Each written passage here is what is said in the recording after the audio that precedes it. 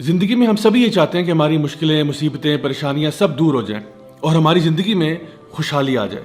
تو آج جو میں آپ کے ساتھ ویڈیو میں میسج شیئر کر رہا ہوں، میں سمجھتا ہوں یہ بہت ہی امپورٹنٹ میسج ہے، اتنا امپورٹنٹ کہ یہ ویڈیو آپ کو روزانہ دیکھنا چاہیے، اور اگر روزانہ نہ بھی دیکھ پائیں، جب بھی کسی مصیبت میں، پریشانی میں آپ پھنسے ہوں، یہ ویڈیو ضرور دیکھیں۔ انشاءاللہ امید ہے کہ آپ کو بہت فائدہ ہوگا۔ اس لیے نہیں کہ یہ ویڈیو میں نے بنایا، لیکن اس لیے کہ اس میں اللہ سبحانہ تعالیٰ کے کلام میں سے کوئی ایسی آیات آپ کے ساتھ شیئر کروں گا جس کے بارے میں اکثر لوگ غافل ہیں۔ السلام علیکم ورحمۃ اللہ وبرکاتہ۔ My dear brothers and sisters, سب سے پہلا سوال آج کا یہ ہے کہ اصل میں ہم خوشی کس چیز کو کہتے ہیں؟ اس کے بارے میں سوشل سائنٹسٹ نے کافی ڈیبیٹ کی کہ اصل میں خوشی ہوتی کیا ہے، لیکن اگر اس پوری بحث کا اگر آپ سمرائزیشن دیکھنا چاہیں تو وہ یہ ہے کہ خوشی کہتے ہیں جب کوئی بھی کام آپ کی مرضی کے مطابق ہوتا ہے تو انسان کو خوشی ہو جاتی ہے۔ فار ایگزامپل، ایک بچہ کسی جو اسکول میں داخلہ لینا چاہتا تھا، وہاں پہ داخلہ ہو گیا، وہ خوش ہو گیا۔ وہ رات کو چاکلیٹ کھانا چاہتا تھا، ماں نے چاکلیٹ دے دی، وہ خوش ہو گیا۔ فیوچر میں جا کے جہاں وہ شادی کرنا چاہتا تھا وہاں اس کی شادی ہو گئی تو وہ خوش ہو گیا۔ جس جگہ پر نوکری کرنا چاہتا تھا وہاں نوکری مل گئی تو وہ خوش ہو گیا۔ یعنی کہ جب چیزیں ہماری مرضی کے مطابق ہوتی ہیں تو ہمیں خوشی مل جاتی ہے، اور جب ہماری مرضی کے مطابق چیزیں نہیں ہوتی تو ہم اداس ہو جاتے ہیں۔ اب سوال یہ ہے کہ کیا ایسا ہوگا کہ آپ کی زندگی میں سارے کام جو ہوں گے وہ آپ کی مرضی کے مطابق ہوں گے؟ اللہ سبحانہ تعالیٰ سورہ یونس سورہ نمبر 10 آیت نمبر 62 میں ایک بہت ہی زبردست بات ارشاد فرماتے ہیں۔ اللہ تعالیٰ فرماتے ہیں الا ان اولیاء اللہ لا خوف علیہم ولا هم یحزنون، یقیناً جو اللہ کے ولی ہوتے ہیں، جو اللہ کے دوست ہوتے ہیں، جو اللہ کے پیارے ہوتے ہیں، ان کی دو خصوصیات ہیں جن کا ذکر اللہ سبحانہ تعالیٰ کر رہے ہیں۔ یعنی کہ ایک تو کہا گیا کہ لا خوف علیہم، کہ ان کو خوف نہیں ہوتا، اور دوسرا ان کو غم نہیں ہوتا۔ تو یاد رکھیے ایک بات کہ خوف ہمیشہ فیوچر کی چیزوں کا ہوتا ہے اور غم ہمیشہ پاسٹ کی چیزوں کا ہوتا ہے۔ یعنی خوف ہمیشہ اس چیز کا ہوتا ہے جو ابھی ہوئی نہیں ہوتی۔ مثلا مجھے ایک جنگلی جانور کاٹ جائے گا، مجھے خدا نخواستہ کرونا وائرس ہو جائے گا، میں امتحان میں فیل ہو جاؤں گا، مجھے نوکری نہیں ملے گی، یہ سارے خوف ہیں جن کا تعلق مستقبل کے ساتھ ہے۔ اور اسی طرح سے غم جب انسان کو ہوتا ہے تو وہ ہمیشہ کسی پاسٹ کی چیز یا ماضی کی چیز کے بارے میں ہوتا ہے۔ مثلا کاش کہ میں نے پڑھ لیا ہوتا تو آج فیل نہ ہوتا، کاش کہ میں نے یوں کر لیا ہوتا، کاش کہ میں نے وہ کر لیا ہوتا۔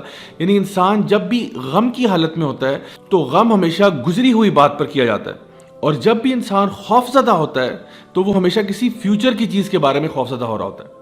تو اللہ سبحانہ تعالیٰ یہ بتانا چاہ رہے ہیں کہ اگر آپ واقعی میں اللہ کے ولی ہیں، اللہ کے دوست ہیں، تو آپ کو یہ پتہ ہونا چاہیے کہ اللہ تعالیٰ العلیم بھی ہے اور الحکیم بھی ہے۔ العلیم کا مطلب یہ ہے سب سے زیادہ علم والا اللہ ہے، الحکیم کا مطلب یہ ہے سب سے زیادہ حکمت والا اللہ ہے۔ یعنی اللہ تعالیٰ ہمارے سے علم میں بھی زیادہ ہے، ہمارے سے سمجھ میں بھی، ہمارے سے وزڈم میں بھی زیادہ ہے، اور ہمیں شاید کسی بھی تصویر کا ایک چھوٹا سا پکسل نظر آ رہا ہوتا ہے، اور اللہ تعالیٰ کو پوری تصویر نظر آ رہی ہوتی ہے۔ ہم اپنی لمیٹڈ سوچ کے اندر اکثر اوقات مسئلوں کو سمجھ نہیں پاتے، جیسا کہ سورہ البقرہ کے اندر بھی سورہ نمبر 2 آیت نمبر 216 میں اللہ سبحانہ تعالیٰ ارشاد فرماتے ہیں کہ شاید ہو سکتا ہے کہ تم کسی چیز سے محبت کرتے ہو، تم کسی چیز کو اپنے لیے اچھا سمجھتے ہو، لیکن وہ تمہارے لیے اچھی نہیں ہے، اور ہو سکتا ہے کہ تم جس چیز کو برا سمجھتے ہو اصل میں وہ تمہارے لیے بری نہ ہو۔ اللہ جانتا ہے اور تم نہیں جانتے۔ تو جس دن انسان یہ فیصلہ کر لیتا ہے کہ اللہ مجھ سے زیادہ جانتا ہے، اللہ مجھ سے بہتر جانتا ہے، اللہ کی حکمت میرے سے بہت زیادہ ہے، تو وہ آٹومیٹکلی اپنی مرضی کی بات نہیں کرتا، وہ اللہ کی مرضی کی بات کرتا ہے۔ اسی لیے صحابہ کرام رضی اللہ عنہم اجمعین یہ کہا کرتے تھے کہ جب ہم لوگ دعا مانگتے ہیں اور ہماری دعا قبول ہو جاتی ہے تو ہمیں بڑی خوشی ہوتی ہے، اور جب ہماری دعا قبول نہیں ہوتی تو ہمیں اور بھی زیادہ خوشی ہوتی ہے کہ پہلے تو جو مرضی تھی وہ ہماری تھی، لیکن اب جو ہوگا وہ اللہ کی مرضی کے مطابق ہوگا، اور یقیناً اللہ کی مرضی ہماری مرضی سے بہتر ہے۔ اللہ آپ کو آپ کی ماں سے بھی زیادہ چاہتا ہے، تو ایسا کیسے ہو سکتا ہے کہ اللہ آپ کے ساتھ کوئی ایسا معاملہ کرے جو آپ کے لیے برا ہے؟ میں آپ کو اپنی لائف سے کچھ ایگزامپلس بتاتا ہوں کہ جب میں نے کالج یونیورسٹی کی طرف جانا شروع کیا تو میں نے کچھ یونیورسٹیز کے لیے اپلائی کیا جہاں پہ میرا بہت دل تھا، اور میں نے بڑی محنت بھی کی، میں نے دعائیں بھی بہت مانگی، لیکن میرا داخلہ نہیں ہوا۔ پہلے ایک یونیورسٹی کے لیے ٹرائی کیا، پھر دوسری کے لیے ٹرائی کیا، دونوں میں نہیں ہوا، اور آپ یقین کریں میں اتنا ڈیوسٹیٹ ہوا، میں ایک طرح سے آپ کہہ سکتے ہیں کہ میں اللہ تعالیٰ سے نعوذ باللہ کوئی ناراض ہو گیا، اور میں یہ سوچنے لگ پڑا کہ یا اللہ مطلب تیرا اتنی بڑی تیری کائنات ہے، اتنا بڑا تیرا قبضہ قدرت ہے، اور اس میں اگر ایک مسکین میرے جیسا اس یونیورسٹی میں چلا جاتا تو اس میں کیا کمی آ جانی تھی؟ یعنی کہ اگر میرے جیسا ایک مسکین انسان اس یونیورسٹی میں داخل ہو جاتا تو آخر اس میں کیا ہی حرج تھا؟ لیکن آپ یقین کریں کئی سالوں کے بعد مجھے سمجھ میں آیا کہ اس کی حکمت کیا تھی۔ میں ان یونیورسٹیز میں ایز اے اسٹوڈنٹ تو نہیں گیا، لیکن بار بار ان یونیورسٹیز میں ایز اے ٹیچر ضرور گیا، لیکچرز دینے کے لیے، ٹاکس دینے کے لیے، ورک شاپس کرانے کے لیے. اور جس شان و شوکت کے ساتھ میں وہاں پہ گیا اور جس پروٹوکول کے ساتھ گیا، وہ اللہ ہی بہتر جانتا ہے کہ میں اس کا ڈیزرونگ تو نہیں تھا.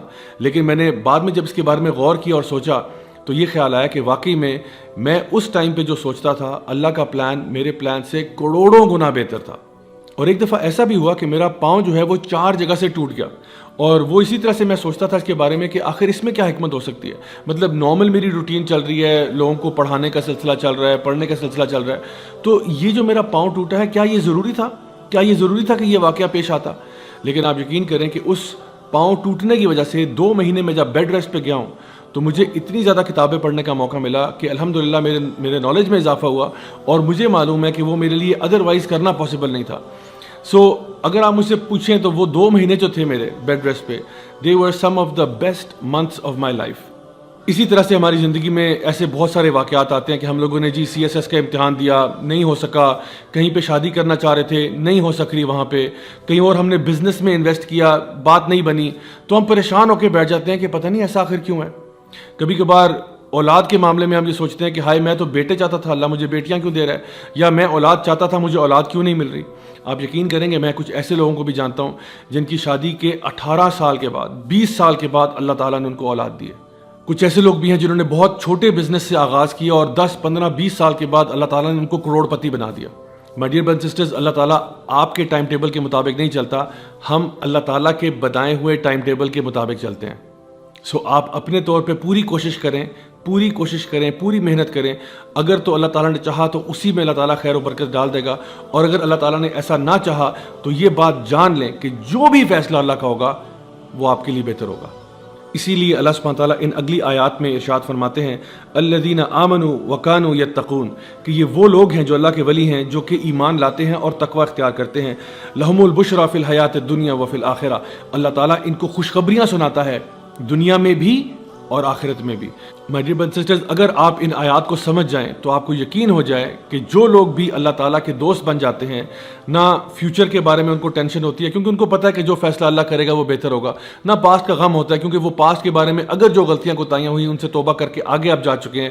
یہی وہ لوگ ہیں جن کے بارے میں اللہ تعالیٰ فرماتا ہے کہ اللہ تعالیٰ ان کو دنیا میں بھی خوشیاں دیتا ہے اور آخرت میں بھی خوشیاں دیتا ہے. انشاءاللہ آئی ہوپ کہ اس سے آپ کو بات واضح ہوگی، اور اب پریشانی ٹینشن لینے کی کوئی ضرورت نہیں ہے کیونکہ اللہ ہمارے ساتھ ہے نا. ٹینشن تو وہ شخص ہے جس کے ساتھ اللہ نہ ہو، لیکن جو اللہ کا دوست ہے اس کو کیا خوف، اس کو کیا غم. Until next time, this is me Raja Zaulak signing off. والسلام علیکم ورحمۃ اللہ وبرکاتہ.